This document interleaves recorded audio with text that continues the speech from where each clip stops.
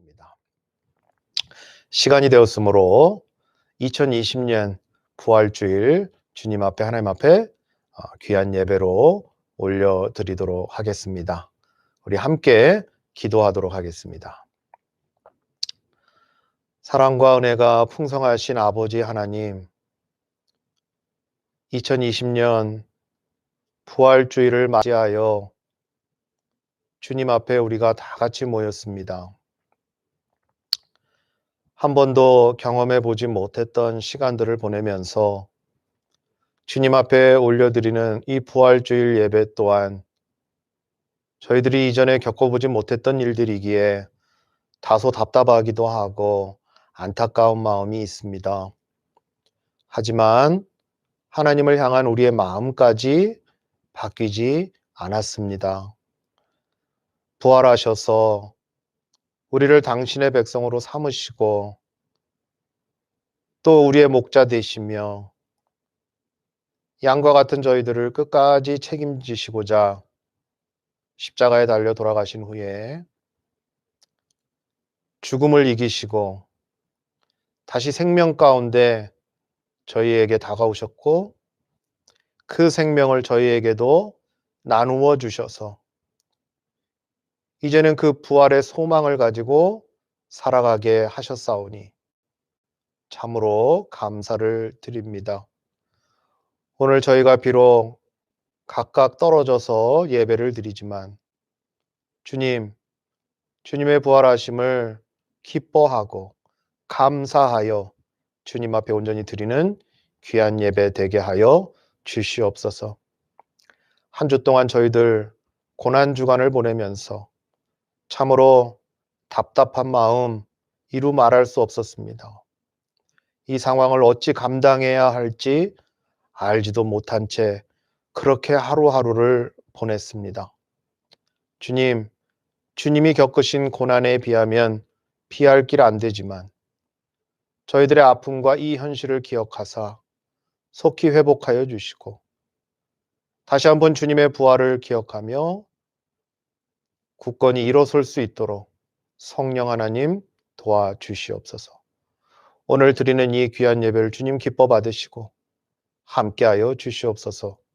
예수님의 이름으로 기도하옵나이다. 아멘. 계속해서 우리가 시편 23편을 나누도록 하겠습니다. 오늘 이 시간 23편을 함께 나눌 때 또 감사함으로 우리 함께 말씀을 보도록 하겠습니다. 시편 23편입니다. 제가 읽어드리겠습니다. 여호와는 나의 목자시니 내게 부족함이 없으리로다. 그가 나를 푸른 풀밭에 누이시며 쉴 만한 물가로 인도하시는도다. 내 영혼을 소생시키시고 자기 이름을 위하여 의의 길로 인도하시는도다. 내가 사망의 음침한 골짜기로 다닐지라도 해를 두려워하지 않을 것은 주께서 나와 함께 하심이라. 주의 지팡이와 막대기가 나를 안위하시나이다. 주께서 내 원수의 목전에서 내게 상을 차려주시고 기름을 내 머리에 부으셨으니 내 잔이 넘치나이다. 내 평생의 선하심과 인자하심이 반드시 나를 따르리니 내가 여호와의 집에 영원히 살리로다.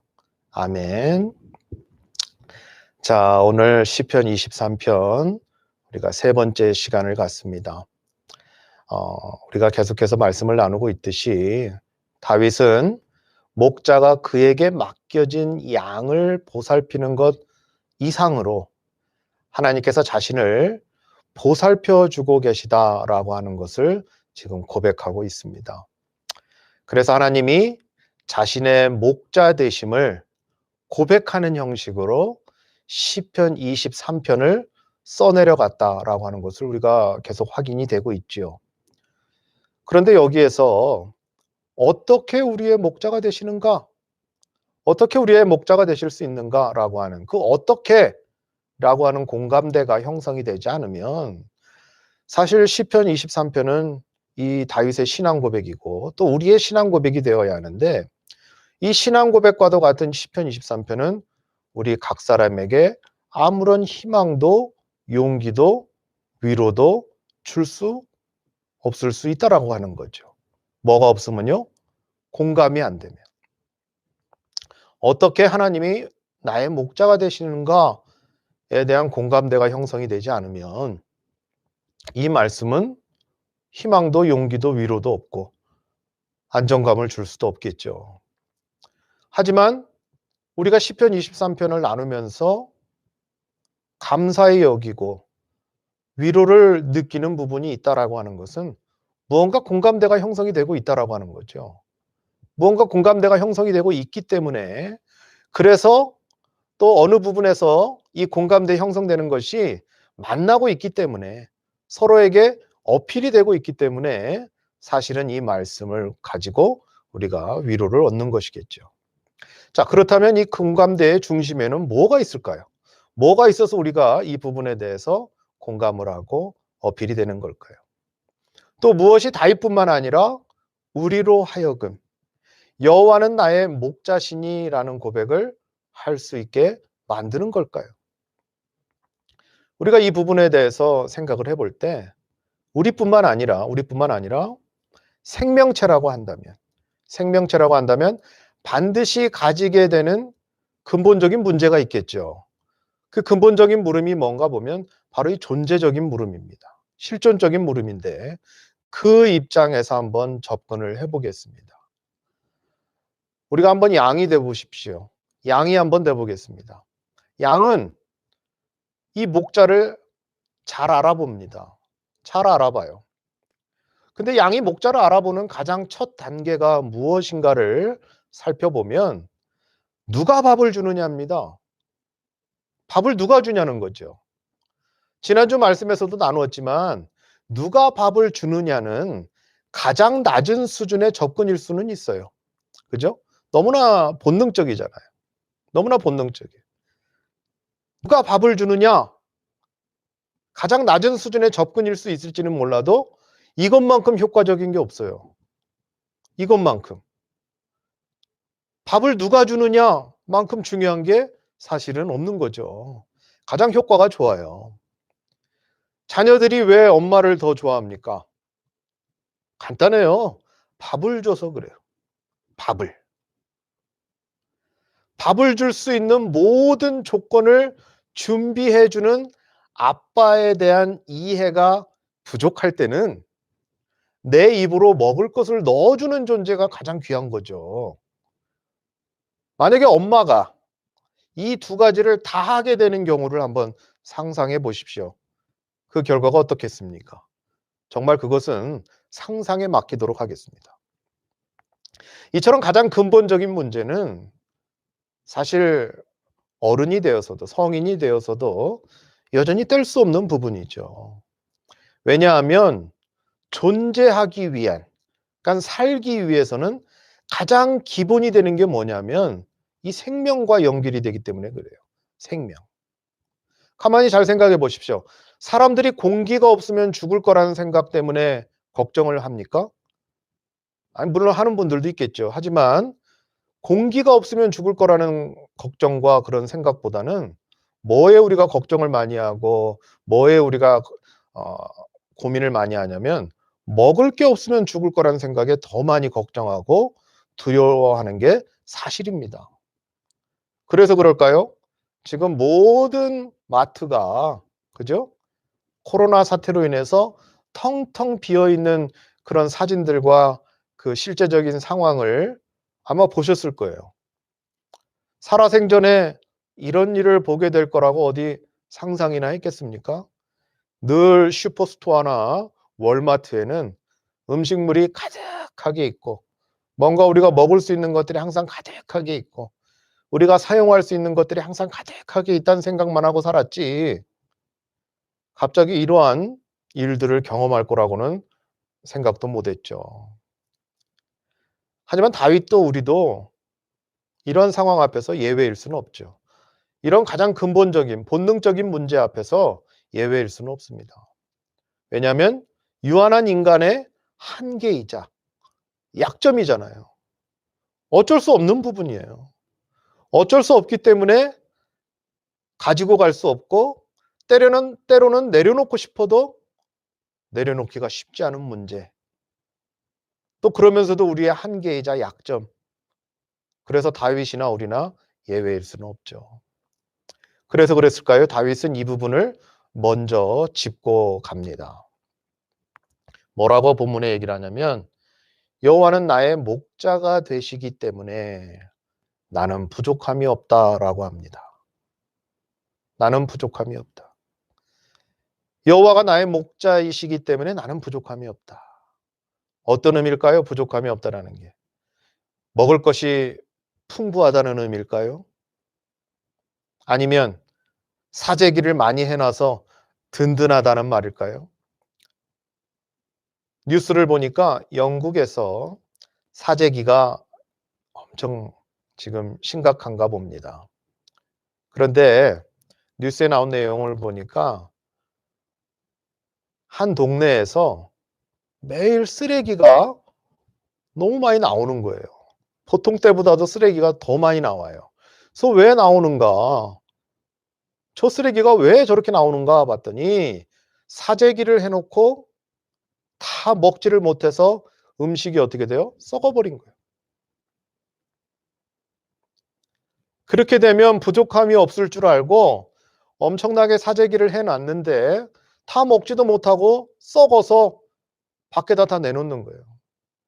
또 이거면 내가 충분할 건 줄 알고 사놨는데 사용하지 못해서 쓰레기가 돼버리는 그러한 광경이 지금 영국의 한 동네에서, 영국만 그러겠습니까? 이러한 현상들이 지금 일어나고 있다라고 하는 것을 뉴스에서 본 적이 있어요.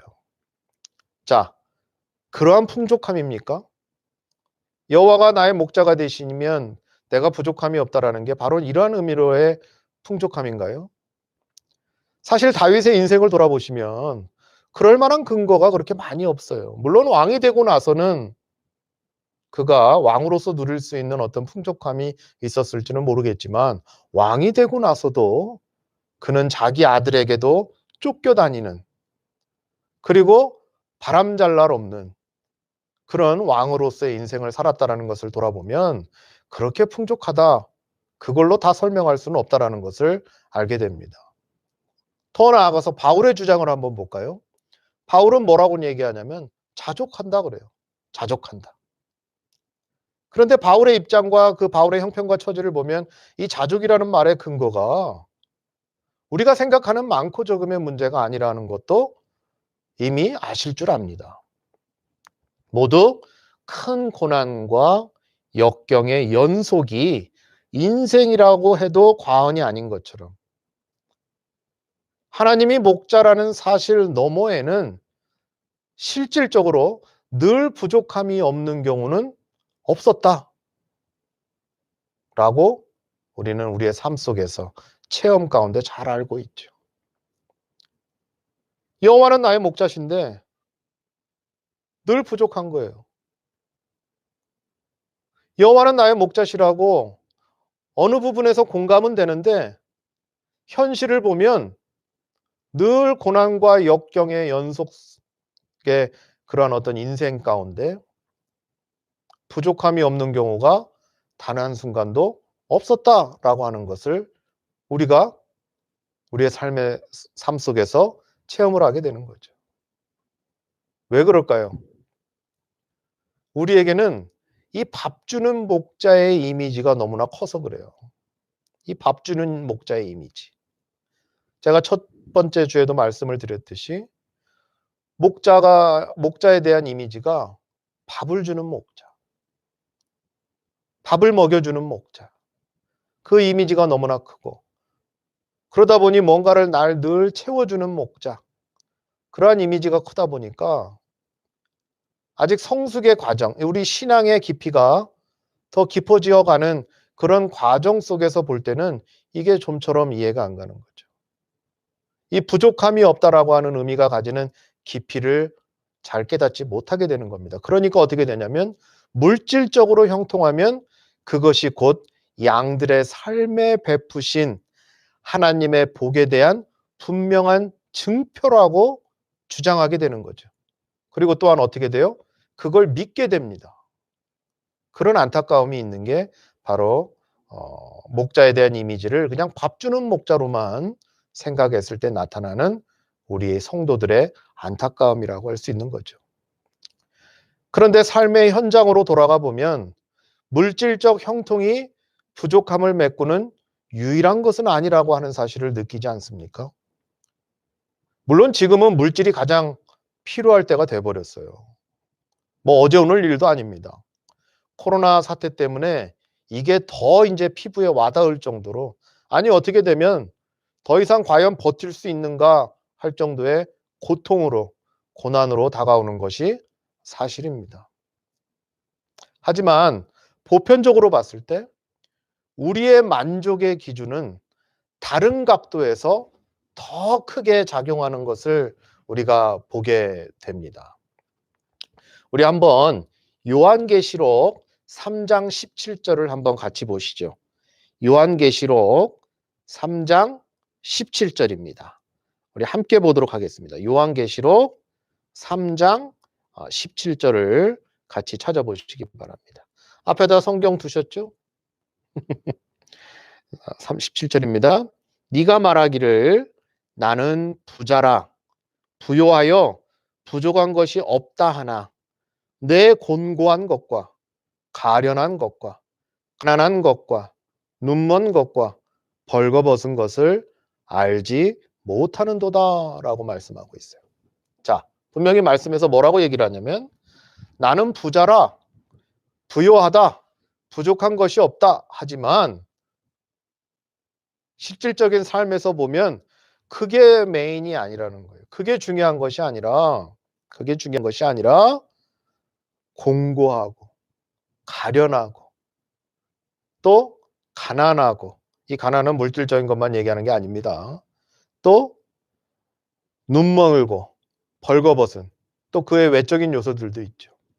이러한 것들을 생각해 볼 때 단순히 내가 부자다, 부요하다, 부족한 것이 없다 라고 말하기에는, 그런 물질적인 것들만 말하는 것으로 이 부족함이 없다라는 것을 대변하기에는 너무나 부족한 것이 많다라고 하는 거죠. 다윗이 말한 부족함이 물질적인 또는 육신적인 궁핍을 말하지 않는다는 것을 요한계시록 3장을 통해서 다시 한번 보게 되는 거죠. 그런데요, 이게 불편해요. 이게 불편한 사실입니다. 견딜 수 없는 고통 속에서는 이게 정말 위로도 안 되고 배부른 소리처럼 들려요. 하나님은 도대체 어느 부분에서 목자인지 감이 오질 않는 거죠. 더 나아가 이제는 이러한 하나님의 인도하심이 그리고 목자로서의 책임이 보이지 않는 그런 자신이 보이게 되면서 내가 뭔가 잘못된 거 아닌가? 왜 나는 하나님을 목자로서 여기지 못하고, 왜 그분에게 나 자신을 모두 맡기지 못하고, 왜 그분이 하실 일을 내가 미리 걱정하고, 왜 그분을 끝까지 신뢰하지 못하는가? 라고 여기는 자신이 보이면서 그것을 잘못된 것처럼 여겨서 죄책감에 빠지기도 하는 게 사실이죠. 내게 부족함이 없다는 다윗의 고백은 도대체 어디서부터 잘못된 것인지 혼란이 오기 시작하는 거죠. 이처럼 어렵고 힘든 내용일 수 있기 때문에 그래서 지난 2주간 여호와는 나의 목자시니라는 말씀을 나눈 겁니다. 바로 이 목자에 대한 올바른 이해가 없이는 내게 부족함이 없다라는 부분으로 넘어가는 것이 목으로 생선가시가 넘어가는 것보다 더 어렵기 때문에 그랬던 겁니다. 또한 부족함이 없다라고 하는 내용도 이해가 잘 되지 않는 거죠. 그렇다면 이 고백은 무엇일까요? 이것은요, 철저하게 자신의 목자에게 만족하는, 그래서 자신에게 주어진 상황까지도 온전히 즐거워하는 양의 고백입니다. 이건 배부름만이 아닙니다. 배부름만 얘기하는 게 아니에요. 육적인 채워짐만을 의미하는 것이 아니라 영적인 그리고 정신적인 안정감을 의미하는 거예요. 배불러야 안정이 된다라고 한다면 안타깝게도 시편 23편은 평생이 걸려도 이해할 수 없는 내용이 되어버리고 맙니다. 더 나아가 다윗은 분명히 심한 고난과 극심한 궁핍과 모진 시련과 심령의 고뇌를 겪었던 사람인데, 단순히 배부름이라는 이유로 나는 이제 안정을 찾았다, 나는 이제 더 이상 부족함이 없다, 나는 이제 왕이 됐으니 이제는 더 이상 바랄 것이 없다, 이런 의미가 아니라고 하는 거죠. 그렇다면 우리가 마태복음에서 봤던 그 부자 청년이 예수님을 찾아올 이유도 없었겠죠. 왜냐하면 말대로 부자 청년은 부자였습니다. 우리가 생각하는 모든 것을 갖춘 사람이라고 볼 수 있었겠죠. 그런데 그러한 부족함이 없는 사람인데 뭐하러 구원에 대한 문제를 고민하다가 예수님께 찾아왔겠습니까? 왜 그는 그 부족함을 물질에서 찾지 않고 자신의 영혼 구원에 대한 문제를 가지고 고민하다가 주님 앞에 찾아왔겠습니까? 이런 것만 보더라도 배부름으로만 부족함을 말할 수 없다라고 하는 거예요. 다른 이유가 있는 것이고, 다른 부족함이라고 하는 것이 더 중요한 인생의 한 부분을 차지한다고 해도 과언이 아니라고 하는 것이죠. 우리가 하는 말 중에 쉽게 하는 말이 있지 않습니까? 뭐라고 얘기를 하냐면, 뭐만 해결되면 죽어도 여한이 없다라는 말을 합니다. 뭐만 해결되면 죽어도 여한이 없다. 죽어도 여한이 없다라는 말이 무슨 말이에요? 죽어도 나는 괜찮다, 그런 말이기 이전에 나는 이것만 해결되면 더 이상 부족함이 없다라고 하는 표현을 여한이 없다, 한이 남겨져 있지 않다, 죽어도 나는 남은 한이 없다, 더 이상 부족함이 없다, 이런 말이죠. 그러면 무엇입니까? 결국은 마음의 문제라고 하는 거예요. 마음의 문제. 이 육신의 배부름을 얘기하는 게 아니라 마음의 배부름, 심령의 배부름, 영적인 배부름이 더 크다라는 것을 보여주는 거죠. 여러분들 그 낚시 예능 보셨습니까? 여러 가지 낚시 예능들이 나오고 있는데, 거기서 고기를 잡아서, 바다에서 고기를 잡아서 회를 먹는 장면이 나옵니다. 그걸 보면 어떻게 하냐면, 야, 저거 한 점만 먹고 싶다, 저거 한 점만 먹으면 수건이 없겠다라고 하죠. 보면서 정말 맛있겠다, 야, 저거 내 입에 한 번만 들어가면 좋겠다, 저 한 점만 먹으면 소원이 없겠다. 이번에 코로나 때문에 한국도 못 가고, 한국에 갔으면 저거 하나씩 먹고 왔을 텐데 다 캔슬해버리고, 그러면서 뭐라고 얘기하냐면 저거 한 점만 먹으면 소원이 없겠다 하죠. 근데 정말 소원이 없어요? 정말 그거 한 점 먹으면 소원이 없습니까? 아니죠. 다른 소원들이 계속 나옵니다. 왜요? 만족을 못해요. 우리에게 만족이 뭡니까? 어떤 걸 채워줘야 만족을 해요? 정말 그 회 한 점, 그거 먹으면 나는 이제 소원이 없다, 여한이 없다, 정말 그러면 그 사람은 정말 자족하는 사람이겠죠. 그러나 그렇지 않죠. 결국 그 회 한 점 안 먹어도 살잖아요. 우리가 살아요. 그 회 한 점 안 먹어도 살 수 있고 또 살고 있는데, 마음이 무거운 겁니다. 마음이 무겁기 때문에 소원이 없겠다 또는 여한이 없겠다 하는 것이죠. 그 마음이 무겁기 때문에. 그런데 가만히 보면요, 이런 말들은 아이들 입에서는 나오지 않아요. 왜냐하면 부모가 있기 때문에 그렇죠. 부모가 다 채워줄 것임을 알기 때문에 그래요. 어린아이들이 아이고 내가 이거 하나 먹었으면 여한이 없겠다, 죽어도 여한이 없겠다, 이런 말 하는 아이는 없어요. 혼나기도 하죠.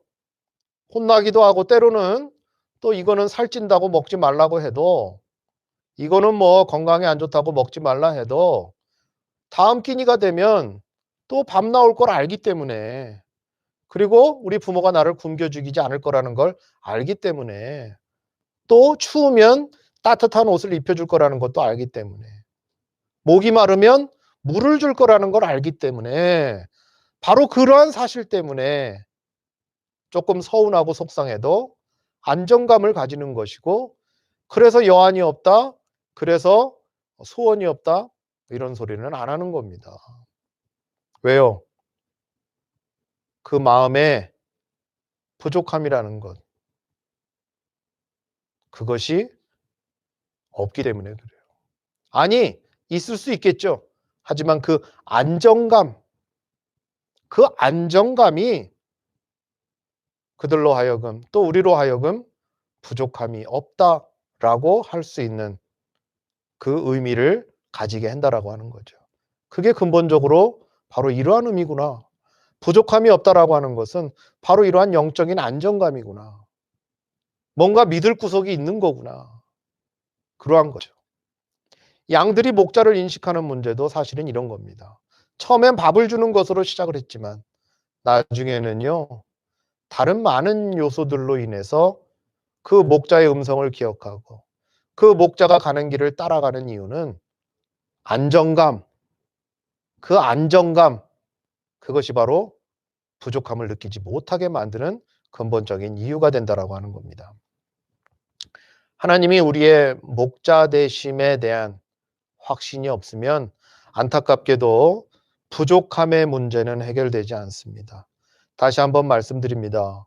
이 부족함이라는 건 물질적인 것만, 또 육체적인 것만을 의미하는 것은 아니라고 하는 거죠.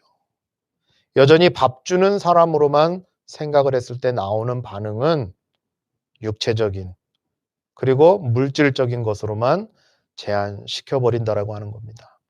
하지만 진정한 안식과 안정과 그 만족이 무엇인지 생각해 보시면, 또 우리의 삶의 현장에서 돌이켜 보시면, 물론 지금은 어려운 시간 가운데 놓여 있기 때문에 밥이 달 수 있어요. 하지만 우리의 살아온 인생을 돌이켜 보십시오. 밥이 다가 아니라는 사실을 알게 되실 겁니다. 그런 의미의 부족함이 아닌 거죠. 여러분들이 신앙생활을 하고 있는 모든 상황도 보면 이 밥을 얻기 위해서 신앙생활을 하는 것은 아니지 않습니까? 하나님의 사랑과 그 은혜 안에서 영적으로 안정을 찾고 만족을 찾고 그 안에서 위로를 얻고, 또 오늘 부활절을 맞이하여서 이제는 예수 그리스도를 통하여 우리가 하나님의 귀한 양들이 되었는데, 부활이라고 하는 그 놀라운 일들을 통하여 이제는 우리가 부활의 소망을 가지고 이 세상이 다가 아니라 하나님께서 준비하신 그 하나님 나라에 우리가 다시 만나서 그곳에서 영원한 안식을 얻을 것이라고 하는 그 소망, 그것이 무엇으로부터 확인이 되었냐면 바로 예수님의 부활이라고 하는 거죠. 부활 사건이 없었으면 우리가 무엇을 믿고 지금 이 시간에 여기에 앉아 있겠습니까? 예수님이 그냥 십자가에 달려 돌아가시는 것으로 끝이 나버렸다면 우리가 뭐하러 지금 이 시간에 여기 있어요?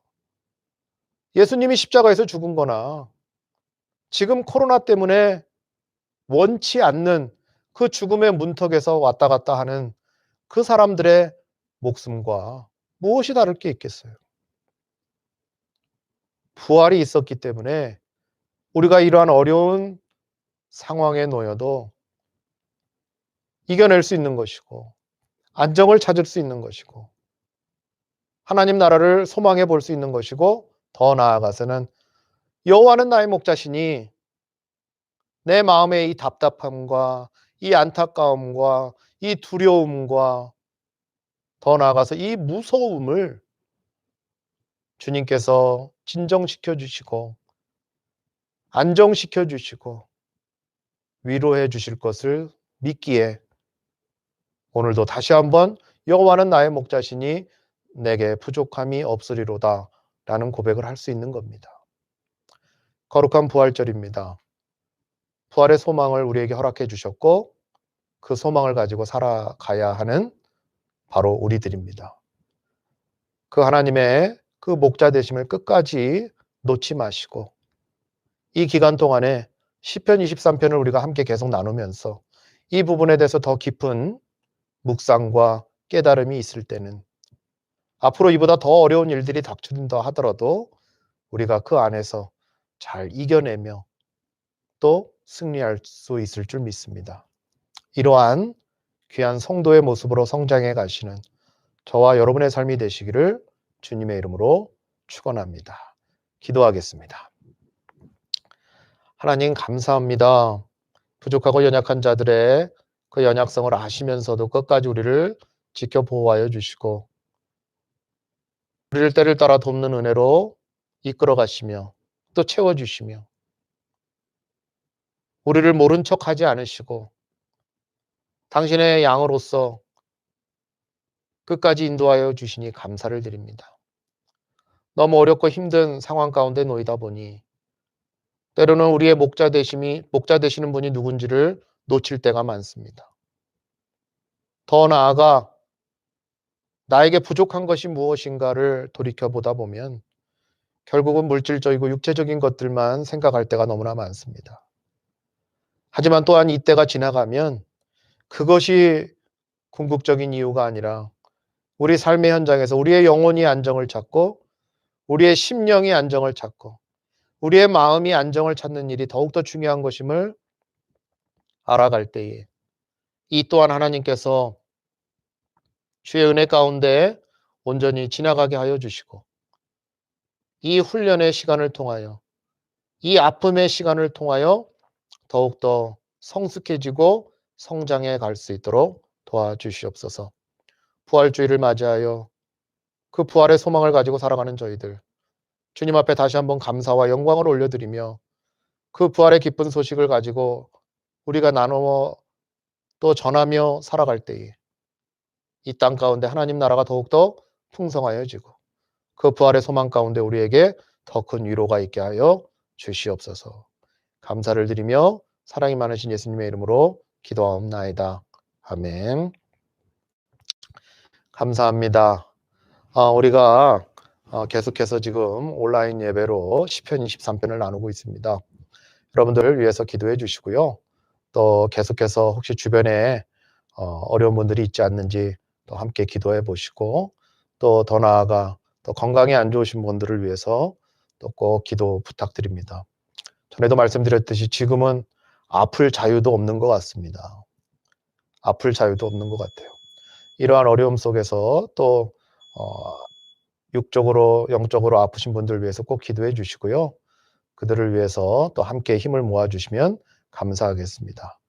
처음에도 광고를 드렸던 것처럼 앞으로는 이 온라인 예배가 더 풍성하게 하고자 온예준 팀과 계속해서 연구를 하고 있습니다. 그래서 조만간 우리가 찬양도 함께 부를 수 있는 시간을 준비를 할 거고요. 또 더 나아가서 영상 가운데 자막도 들어가서 성경도 함께 자막으로 볼 수 있는 그런 시스템도 갖추려고 합니다.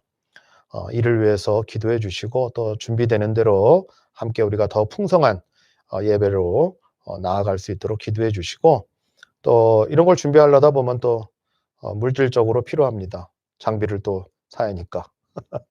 이를 위해서 또 기도도 해 주시고 또 마음에 또 기뻐하심이 있으면 또 이를 위해서도 또 물심양면으로 또 도와주시면 감사하겠습니다. 네, 뭐 경기가 어렵고 힘들다 보니까 교회도 많이 어렵습니다. 여러분들 그 헌금 시간이 없다 보니까 따로 이렇게 우리가 헌금할 수 있는 것들이 없는데 임기한 집사님을 통하여서 재정 집사님을 통하여서 이미 광고가 됐던 것처럼 이트랜스퍼나 뭐 다른 방법들을 통해서 여러분들이 모아둔 그 헌금을 해주시면 또 교회 운영과 또 여러 가지로 또 필요한 곳에 쓸 수 있겠죠. 많이 힘듭니다. 뭐 우리 교회만의 문제는 아니에요. 뭐 지금 북미 지역이나 뭐 전 세계가 다 그런 문제가 있습니다. 하지만 그래도 하나님 앞에서 우리가 또 최선을 다하는 그런 마음을 좀 모아주시면 또 감사하겠습니다. 다른 광고 없으시면 우리 함께 제가 축도로 예배를 마치도록 하겠습니다.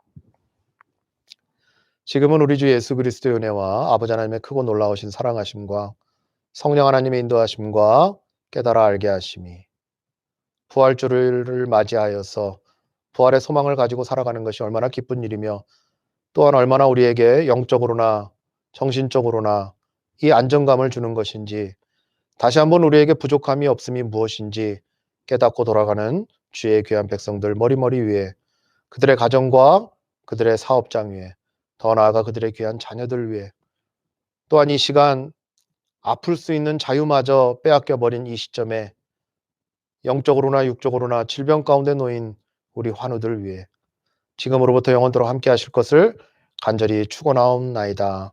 아멘. 감사합니다. 오늘 부활주일 가족들과 함께 기뻐하시면서 감사하시면서 귀한 부활절 보내시면 감사하겠습니다. 우리 다음 주에 또 뵙도록 하겠습니다.